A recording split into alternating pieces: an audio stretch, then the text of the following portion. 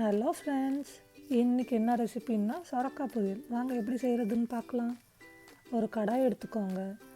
தேவையான அளவு ஆயில் போட்டுக்கிட்டு 1/4 ஸ்பூன் கடலப்பருப்பு சேர்த்துக்கோங்க.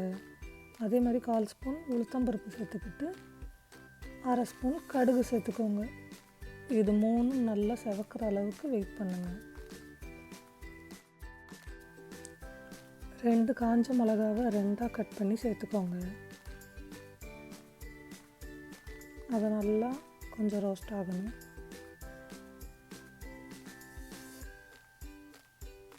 அப்புறம் கொஞ்சமாக கருவேப்பிலை சேர்த்துக்கலாம்.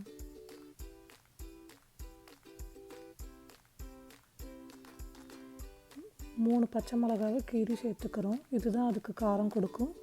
அப்புறம் ஒரு 1/2 வெங்காயத்தை பொடியாக கட் பண்ணி அதையும் சேர்த்துக்கிறேன். இது எல்லாத்தையும் போட்டு நல்லா வதக்குறோம். கொஞ்சம் கலர் சேஞ்ச் ஆகிட்ட உடனே நாம் 1/4 ஸ்பூன் மஞ்சத்தூள் சேர்த்துக்கிறோம். அப்புறம் உங்களுக்கு தேவையான அளவுக்கு உப்பு சேர்த்துக்கிட்டு நல்லா இதை வதக்கி எடுத்துக்கிறோம்.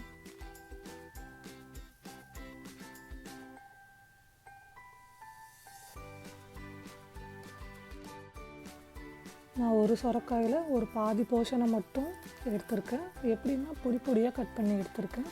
அதை இப்போ நம்ம இதுக்குள்ளார ஆட் பண்ணி சேர்த்துக்கிறோம்.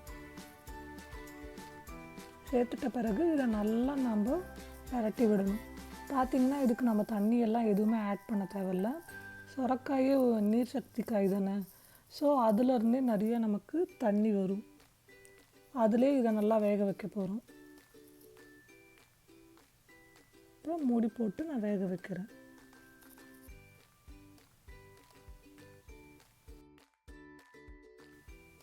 நல்லா அந்த காய் பக்குவமாக வேகிற வரைக்குமே நம்ம மூடி போட்டு இப்படி தான் பரட்டி விடுறோம்.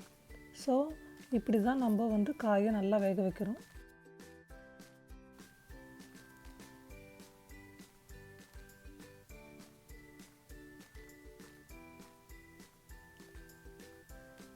வெயிட் லாஸ் பண்ணணுன்னா இந்த காயை நீங்கள் எடுத்துக்கிட்டிங்கன்னா நல்லா உங்களுக்கு உடம்புல இருக்க அன்வான்ட் ஃபேட் எல்லாமே கண்டிப்பாக ரெடியூஸ் ஆகும்.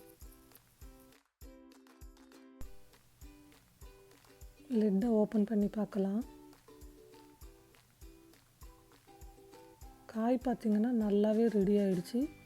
ஃபைனல் டச்சுக்காக நம்ம தேங்காய் துருவலை இதில் ஆட் பண்ணி நல்லா ஒரு 2-3 வாட்டி கிண்டி விடுறோம். நல்லா அந்த தேங்காயும் வெந்துட்ட பிறகு நாம் ஃப்ளேமை ஆஃப் பண்ணால் சொரக்காய் பொரியல் ரெடி.